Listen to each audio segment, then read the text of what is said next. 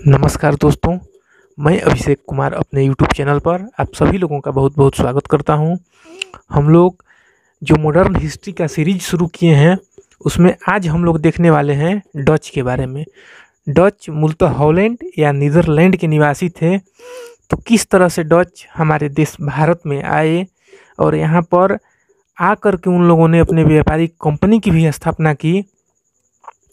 तो इस वीडियो में हम लोग देखेंगे कि मुख्य रूप से कौन कौन से डच आए थे जिन्होंने कंपनी की स्थापना की और वे कहाँ कहाँ आए, कैसे आए, इन सब तमाम बातों पर हम लोग इस वीडियो में चर्चा करेंगे।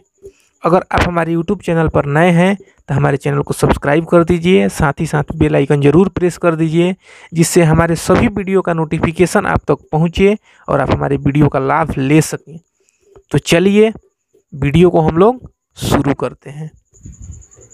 देखिए, जो डच थे वो मुख्य रूप से सबसे पहला पॉइंट है कि हॉलैंड या नीदरलैंड के रहने वाले थे, ये आपको याद रखना है। उसके बाद 1602 ईस्वी में डच ईस्ट इंडिया कंपनी की स्थापना हुई। जो पहला डच यात्री था उसका नाम था कार्नेलियन हाउटमैन, जो कि 1596 ईस्वी में पूर्वी जगत में पहुंचा था। पहला डच यात्री का नाम क्या था? तो कार्नेलियन हाउटमैन। पहला डच यात्री कौन था? Carnelian Houtman. कार्नेलियन हाउटमैन, थोड़ा सा नाम इसका अटपटा है क्योंकि हॉलैंड या नीदरलैंड के रहने वाले ये लोग हैं, तो हम लोगों जैसा नाम इन लोगों का नहीं होता है। इसके बाद हम लोग देखते हैं कि इसने क्या किया कि सुमात्रा पहुंचकर, सुमात्रा का नाम आप लोग सुने होंगे, सुमात्रा पहुंचकर बांटम के राजा से संधि किया। बांटम के राजा से संधि किया, इस पे लिखा नहीं हुआ है क्योंकि जगह कम था, लेकिन आपको याद रखना है कि सुमात्रा पहुंचकर बांटम के राजा से संधि किया था। कौन? Carnelian Houtman.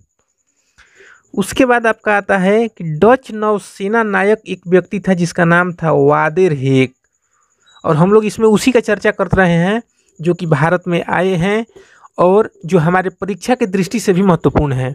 नहीं तो भारत आए या जाएं, अगर परीक्षा के दृष्टि से महत्वपूर्ण नहीं है तो हम उनके बारे में क्यों पढ़ेंगे? हमारी मति मारी गई है थोड़े। क्योंकि हम एग्जाम का तैयारी कर रहे हैं तो हम वही चीज़ मुख्य रूप से चर्चा करेंगे जो हमारे परीक्षा की दृष्टि से महत्वपूर्ण हो, एग्जाम में हम प्रश्न लगा दें और हमारा काम हो जाए। जो डच नौसेना का नायक था वादेर हेग, उसने 1605 में मसूलीपट्टनम में डच कारखाना का स्थापना किया। मसूलीपट्टनम आपका दक्षिण भारत में पड़ता है, तो 1605 में स्थापना किया था सबसे पहले। अगर Dutch east India company Bharat कब आई थी? तो 1602 में। डच ईस्ट इंडिया कंपनी का स्थापना कब हुआ था? तो 1605 में। कहाँ पर हुआ था? तो मसूलीपट्टनम में।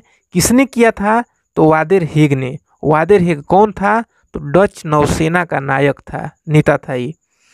और जो दूसरा कारखाना खुला था डचों का, जो दूसरी फैक्ट्री खुली थी वो आपकी खुली थी पेतोपोली, जिसका नाम निजामपट्टनम में भी है। पेतोपोली या निजामपट्टनम में डचों की दूसरी फैक्ट्री, दूसरी कंपनी खुली थी। उसके बाद डचों की कौन कौन सी कंपनी कहाँ कहाँ खुली थी,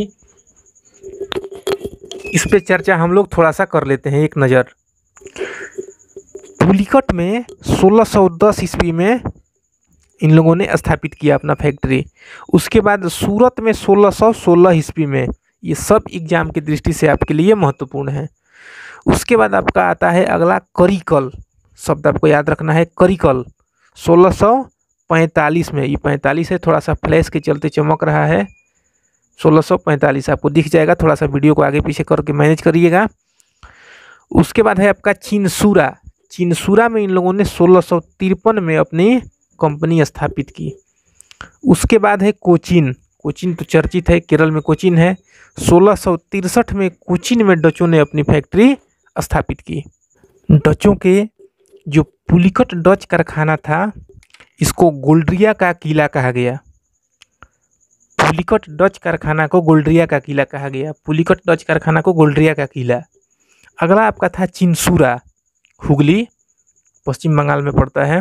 हुगली नदी आप लोग समझते होंगे, कोलकाता हुगली नदी के किनारे है। तो जो इन लोगों का चिनसूरा कारखाना था उसको गुस्ताबुस फोर्ट कहा जाता था, गुस्ताबुस का किला या गुस्ताबुस फोर्ट। डचों ने पुलिकट को अपना मुख्यालय बनाया था, पुलिकट को अपना मुख्यालय बनाया था और वहाँ पर सोने के सिक्के, पैगोडा उसका नाम दिया गया, उसका प्रचलन ये लोग किए। कहाँ पर? तो पुलिकट में। इतना काम डच यहाँ पर किए और इस तरह की गतिविधि इन लोगों की यहाँ पर थी। अब बारी आती है कि जब अंग्रेज आ गए तो अंग्रेज और डचों के बीच में संघर्ष होने लगा, क्योंकि अंग्रेज चाहते थे कि ये अब हटें, तो जो भारी पड़ेगा वो अपना साम्राज्य स्थापित करेगा, जो कमज़ोर पड़ेगा वो बेचारा चला जाएगा, क्योंकि जिसकी लाठी उसकी भैंस। तो 1759 में एक बेदरा का युद्ध होता है। बेदरा पश्चिम बंगाल में आपका एक जगह है। तो बेदरा के युद्ध में अंग्रेज सब डचों को हरा दिया, डच बेचारे पराजित हो गए और अंग्रेज इसमें जीत गए।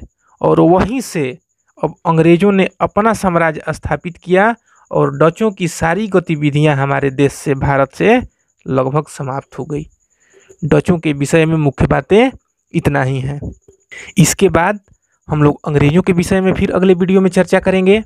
अगर वीडियो आप लोगों को अच्छा लगा हो तो वीडियो को लाइक करके हमारा उत्साहवर्धन जरूर कीजिए और अपने सभी स्टडी रिलेटेड फेसबुक, व्हाट्सएप जो भी ग्रुप है उसमें इस वीडियो को अधिक से अधिक शेयर कीजिए, ताकि अधिक से अधिक लोगों को इसका फ़ायदा मिल सके। चलिए हम लोग फिर नए वीडियो में ज़रूर मिलेंगे। बहुत बहुत धन्यवाद।